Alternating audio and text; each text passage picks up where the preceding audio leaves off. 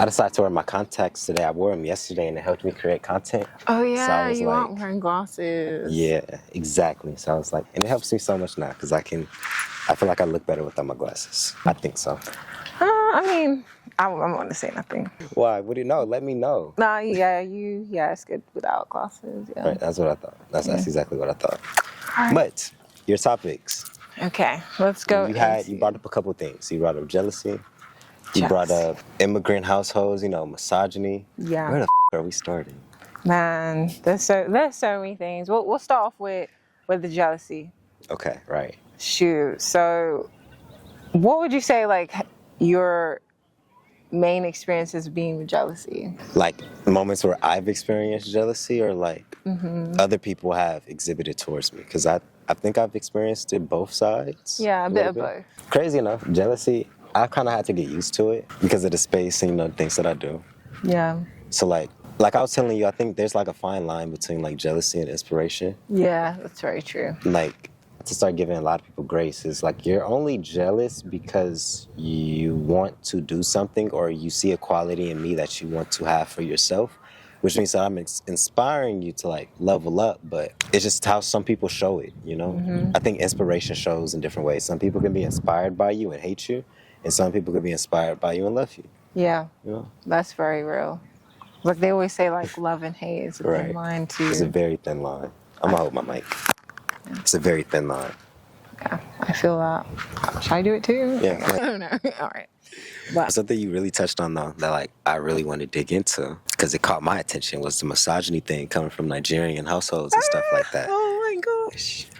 You gotta put me on because I'm not Nigerian. Man, it's really, I mean, it's better with, I think, the Gen Zs, maybe partially some of the millennials. It's not as harsh as like the, Gen X baby boomer generation, because there's like those traditional like mindsets. Like the woman needs to be in the house and cook, and then the man can just have multiple families all over the place without caring about the consequences of what that will do with the children and their dynamics.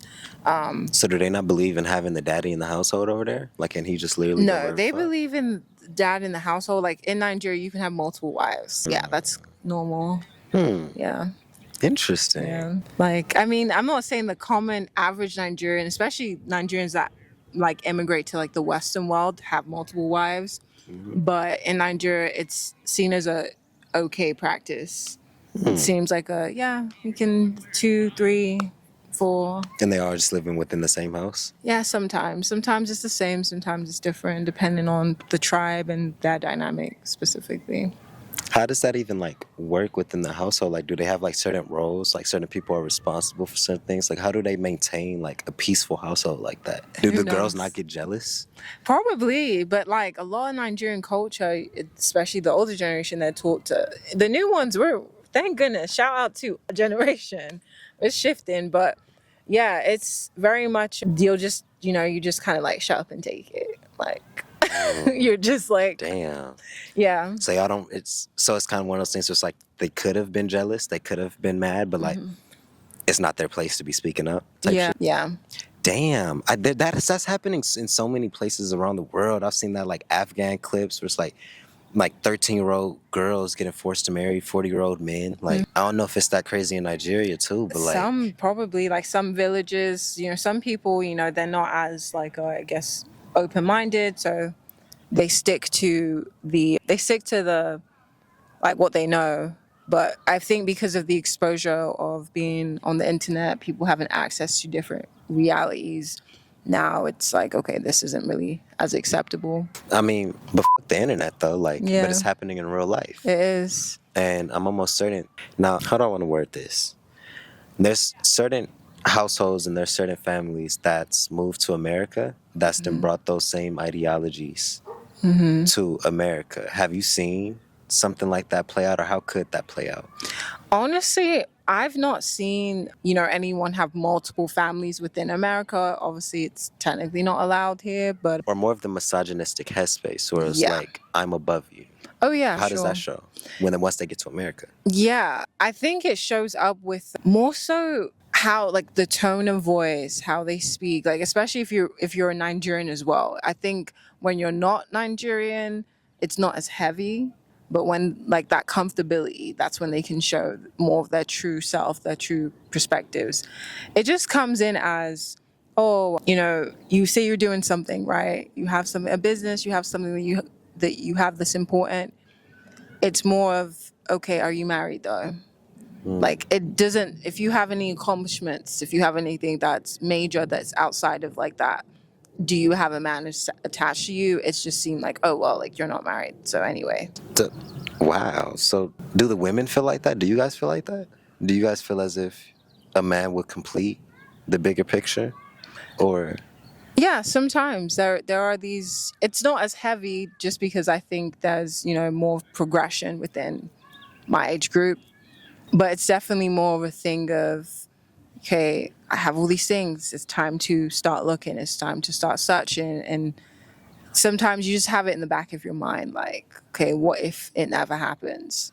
What if it never works? And it can create some emotional blockages with how you show up with like your accomplishments, because, yeah. I can actually see that, especially with like traditional households and coming from like a traditional background a little bit. I used to always hear like, you need a girl, man. You need somebody there with two heads is better than one. And I'm like, you're right, but it feels like a pressure to get that, which caused me to mess up unnecessarily because it's like, okay, I need to. But instead of just being like, okay, it's going to happen when it happens, Exactly. and focusing on the things that we need to. But these older generations, I guess they do just push that heavily on us, like you have to be in a relationship. But crazy enough, do they even teach y'all how to be in relationships? No, now that's another topic. This is the worst thing. It's very much like no dating, don't date until you're maybe like 18. And even then it's a slippery slope. So Damn. you don't even get like any real experience, and then you're out in the world, and then you're really vulnerable, to be honest, because they don't have these conversations about what would a good partner look like? How do you show up as a good partner? It's very much like focus on school, focus on getting your degree, focus on these accomplishments, right? But then it's also like, okay, you get to your 20s, and then it's like, okay, are you dating? What's going on? And there was no follow-up conversation beforehand. There was no prep.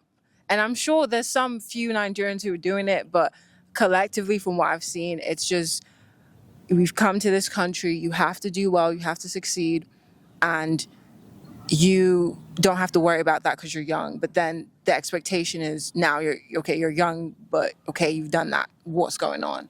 So the goalpost is always moving. Like it's, oh, you've been in the relationship for this long. Okay, when are you married? You're married. Okay, when is that kids? You have one kid. What about more? Like, Damn. there's no ending of how much you should be accomplishing. But then, to be real, now this just may be my traditional side coming out. It seems like they value family. They do, yeah. And they give a more about the family being intact than the superstitial factors. That is true. And I mean, that's also that benefit, because even in the Nigerian like culture, we don't really believe in like, as soon as you're 18, you move out. It's, you wait till like marriage, you wait till you're secure. And now as things are being westernized, as things, we're breaking down the details of what community can be, because with community there can be toxicity, there can be a lot of conforming and Dictatorship. yes. So when you want to go outside of the box, it's like you're pushed into one. So it doesn't really leave as much room to be like an individual. It's just more of, okay, we'll formalize. And the structure can work, but it always depends on who's in the community as well. So, yeah. That's facts. That's facts. Is there anything else you want to, wait, before you do that? Make sure everything's good.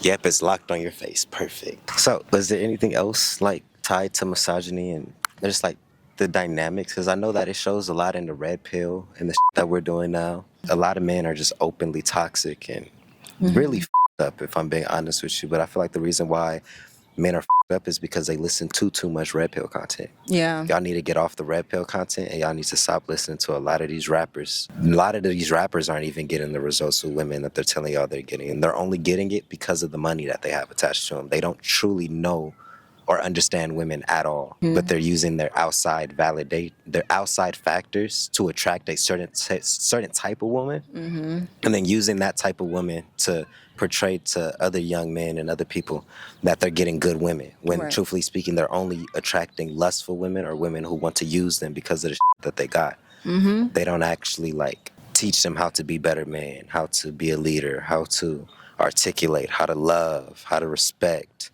how to have boundaries. They don't teach that type of at all. And that's when that toxic masculinity thing comes in, because when they do it, they teach it to the extremes, to the extremes. Like, how dare she talk to me like that? How dare she have an opinion?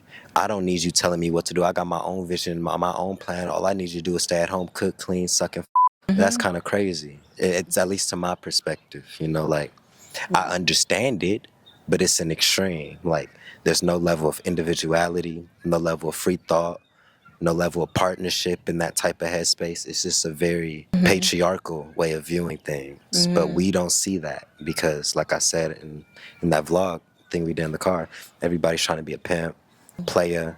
But I guess in other cultures, that's just being a man.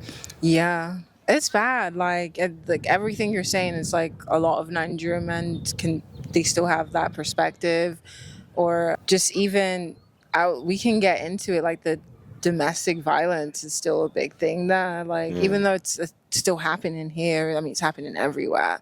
It's just normal. Like I literally went into a live. It was TikTok live some years ago, I think, and he came in like saying, yeah, me and my girlfriend, something's wrong, you know, because I beat her and stuff. And like, it was so casual. Yeah, like, no shit. It Something's was wrong. casual to him. Like, he was like, yeah, you know, she was just acting up, so I had to beat her. And they were like, wait, what do you mean? He was like, yeah, just a couple punches. Like, it was so normalized. And there's some people who, like, I'm sure everyone, like, but in Nigeria too, it's like, okay, you can do that. It's okay to do that for some reason. But They say that with pimps, slap the hoe, and all yeah, that type of shit. exactly. Yeah. So it's that sex, like what culture being pushed into intimate and personal and, you know, like relationships where at least with that, they know what it is. There's an exchange, the same way you exchange a good or product, but they're just using their body, I guess, and all those things. And, you know, that's their choices. And there's no hate to it because at the end of the day, they have that autonomy to know what they want to do, especially when it comes to, you know, actual healthy sex work, not the let me not go into it, but There's healthy sex work? yeah. What is that? Healthy sex work, okay, is having autonomy and choosing to say, I no one's down your neck, no one's telling you say I can do this because I want to do it. That's healthy sex work. And the person who you're exchanging with, you vetted them, you've done whatever you needed to do to make sure that you're safe. That's healthy. Because some people are okay with just exchanging. Some people are fine with transactional dynamics.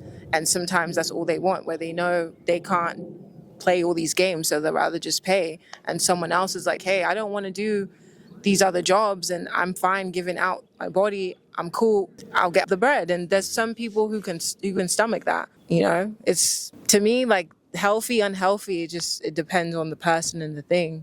You know, again, not advocating for everyone to just jump into being a sex worker because it's not for everyone. But if you know you're built to do something, everyone can't, you know, do physical labor as a job. Some people need to be behind the computer. Some people want to be out on the field doing what they're doing. So that can apply to being sexual as well, to be honest. You reminded me of something my cousin said. And I heard him, that he was like, sometimes a hoe just wants to be a hoe. Sometimes it's just in her. Yep. But then I looked at the underlying thing. There's always some type of trauma underneath Yeah. that. It's not for no reason. Now, the reason may be so deeply embedded that we don't see it or we don't give a f. We think that's just how she came out. But something happened. Yeah. Something happened. Because it's a very intimate thing to do. I mean, there's levels to sex work too. Like, it's some people just sell pictures. Some people, you know, they do things themselves, video. Some people don't get touched doing it. Right. And Right. that's more of kind of the space I'll more so advocate for. But not really, you know. So advocating for like OnlyFans and stuff like that. Yeah, if you're down, if you're that sort of person, like I'm not saying everyone should do it, but if you have it in you to do, I'm not gonna sit here and start shaming anyone, because it's better that than all of the people being forced into stuff, or because there's a lot of underground things going on when it comes to sex work. And if you have that energy to put it out, because the porn industry is a huge industry, and you feel like you can be connected to it without being touched, then I feel like that's a way better space than being touched and having to put your body out there. That's facts. Yeah. It is. It's a lot safer. It's safer. Yeah, it's safety first. Like, because people are going to do wrong regardless. Like, I'm not going to sit here and start playing these moral high grounds and moral policing. Obviously, young girls, please don't just go into that because you're young. But if you're grown and you've gone through life and you're like, I can do this, then cool. Like, that's for you. That's for you. But yeah. It's kind of crazy because even though I wouldn't advocate for a woman doing no type of sex work, sex work wouldn't be a thing if niggas wasn't so horny. Yeah, exactly. So it's one of those things where it's like, y'all, I can't even say anything about it because, like, if men, once again, if we weren't so lustful, that wouldn't even have been an idea for them to be able to capitalize off of monetarily. Exactly. Damn, that barbecue smells great. It smells great, but it fogged the up out of this part. Where did they start? Oh, it's over there. You want to go ask them for some? You want to go ask them for some? Nah, I'm good. Go wreck the... No, that's not a... I was going to say, damn, I was about to be racist, but those are... What are they, white? Those are Caucasian. Oh, yeah. Never mind. Nah, I thought they were quinceañera or something. I like thought that. they were too. Yeah, I was about to be like, can I come get some? Yeah, but yeah. We're not getting any food out of there. Sorry, we're gonna have that bias. It's food. That's crazy. I mean, yeah, just to get back to like the sex work thing and just the misogyny thing. The space is so up in my opinion. There's things that we've normalized that we shouldn't have normalized. Yeah. It's all on the backbone of men being horny, and I don't think we realize that. Exactly. I always bring it back down to men because I feel like we have so much more control than we like to give off. Yeah. Like, I read this thing that the only reason why women use their seduction and those seductive levels to entice things and get things was because that was necessarily the only thing that they had to their advantage. Men were stronger than them, had higher hierarchy. Like they couldn't get what they wanted from men without using that sexual energy underneath it. Yeah, it's real.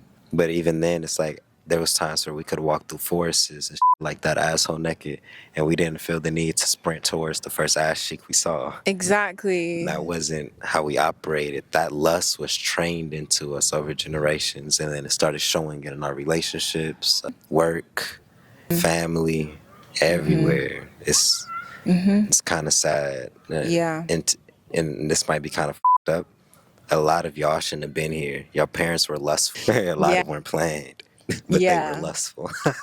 That's so real. So don't repeat that. Don't repeat that cycle. It's okay to be lustful, but have a little bit of intent behind it. Don't be a crash out dummy with your lust, because that's how you your life up. And exactly. You end up with things you can't get back, whether that's health-wise or physically, like children, or mental health issues. Yeah. But if you're going to be lustful, do it with intent. That's perfectly fine. You feel me? Because everybody's lustful. Nobody would be here. We wouldn't be having this conversation if lust wasn't a thing.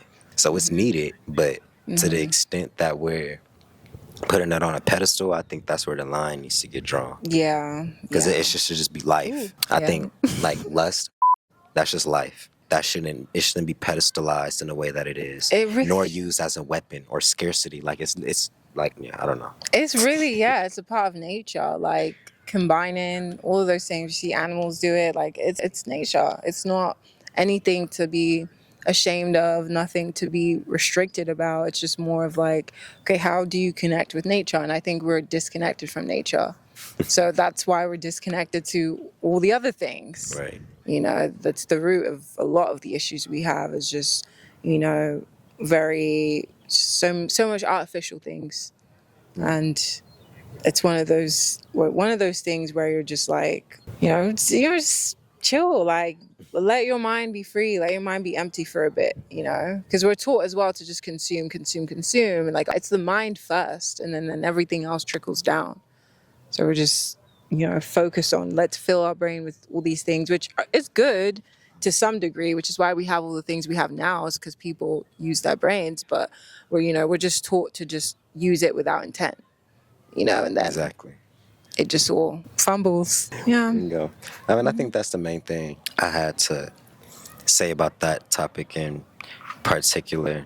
Somebody did ask me to talk about, polygamy and monogamy and all sorts of type of stuff. And I always said, if you can handle that type of lifestyle, being polygamous, go for it. But you have to be a certain type of man to handle that. 'Cause Exactly. if you think you're going to have 6 women in a house and no arguments, no jealousy, no conflicts, it's going to erupt, and you're not going to have to be spending extra money, extra emotional labor. Like, if you really don't have your cup over full, like if your cup isn't over, like pouring over, like at a sporadic rate where you damn near got to put a bucket under it, you have no business Exactly. trying to go get, like you're dogging in over the first one you have, the first wife that you have. You don't even feel loved.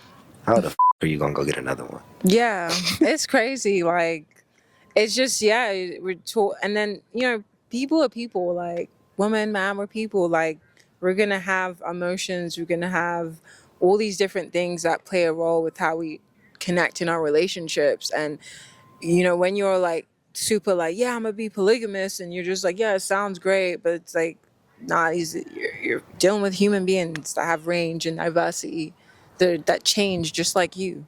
And if you sit here and just think it's going to be this easy ride, most of the time it isn't. Ooh, something I want to add, and I guess we can end it on that too. Like, polygamy and lust is two separate things. Exactly. You can be in a polygamous relationship and not be all of them. You can only be one of them, but still be in other quote unquote relationships that have the lust factor removed. That's why I was saying, like, being intentful with the lust, like, it's normal, but where do you put it and where do you not put that? Exactly. Because certain people you have no business touching. Some women get sent into your life strictly to help you or impact you in a certain area of your life. You are not meant to touch them. Exactly. There's other women, you weren't probably meant to touch them because they help you in that area as well. But that's not every woman. Exactly. That's not every opportunity. That's not every... Yeah. That's how we start creating soul ties that us up, and we get sent into these healing journeys and these identity crises, and Yeah. because we created soul ties with things we shouldn't have created it with. Exactly. That'd be the problem. Yeah. This discernment, for real. Yeah. I think it's just people take connection, especially being like the opposite gender, and they feel like, okay, time to run with it. Like, that's just what you do. And it's like, no, like, again, we're people first. Like, our genitals aren't our whole humanity. Like, Right. we're more than that. So some connections can just be what it needs to be, and some can be more. Like, you don't have to just jump the gun because we're man and woman, or, it just, I think it's more about, yeah, like you said, the discernment. Yeah. Right. Like, I've run across women, this might be TMI, ran across women, it was no discernment needed because she was making it very clear what the she wanted. Just my body. Let it leave her mouth damn near. Yeah. There was no need for any type of emotional investment anywhere else other than that one area. Yeah. Vice versa, there's women who's like, I just want to create, I just want to work, I just want to do this, that. Yeah. Cool. And there's other women who's like, yeah, I want you. You feel me? We're gonna have to end it. Yeah. But yeah, We did a good amount. we though. got enough. We got a good amount. Yeah. But yeah.